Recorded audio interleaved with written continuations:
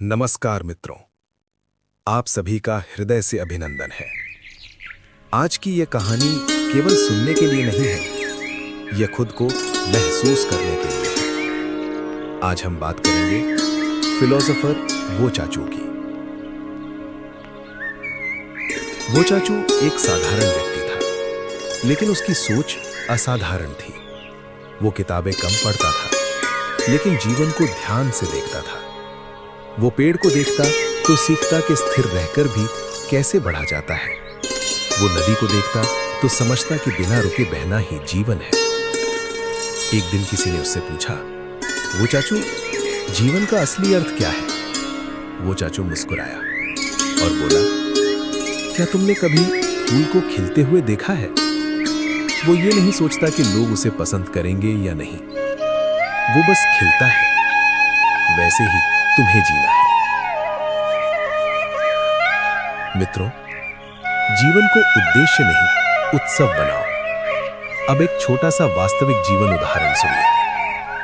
जब बच्चा चलता सीखता है तो वो बार बार गिरता है, लेकिन वो दुखी नहीं होता। वो खेल समझकर फिर खड़ा हो जाता है। लेकिन हम बड़े होकर गिरने से डर जाते हैं। हम अपनी गलती से सीखने के बजाय खुद को दोष देने लगते हैं। वो चाचू कहता था, डर मन का बनाया हुआ भ्रम है। अब एक छोटा सा वैज्ञानिक प्रयोग समझिए। वैज्ञानिकों ने एक प्रयोग किया। उन्होंने दो पौधों को अलग अलग वातावरण में रखा। एक पौधे से रोज प्यार से बात की गई, उसे संगीत सुनाया गया। दूसरे पौधे को अनदेखा किया गया। कुछ दिनों बाद देखा गया, जिस पौधे को प्रेम मिला वो ज्यादा हरा भरा और स्वस्थ था। इससे यह सिद्ध हुआ कि ऊर्जा और भावना जीवन को प्रभावित करती है। जब तुम खुद से प्रेम करते हो तो तुम्हारा शरीर और मन दोनों स्वस्थ रहते हैं। वो चाचू कहता था, तुम जैसे अपने भीतर बोलते हो वैसा ही जीवन बनता है। अब प्रकृति से एक और उदाहरण। सुबह की ओस की बूंदें देखी हैं आपने? वे सूरज निकलते ही गायब हो जाती हैं। वैसे ही दुख भी स्थायी नहीं होता अगर हम उसे पकड़कर ना रखें। हम पुराने दर्द को याद करते रहते हैं, इसलिए दुख बना रहता है। वो चाचू कहता था, जो बीत गया उसे छोड़ दो, अभी को पकड़ो। अब एक और छोटा वैज्ञानिक तथ्य।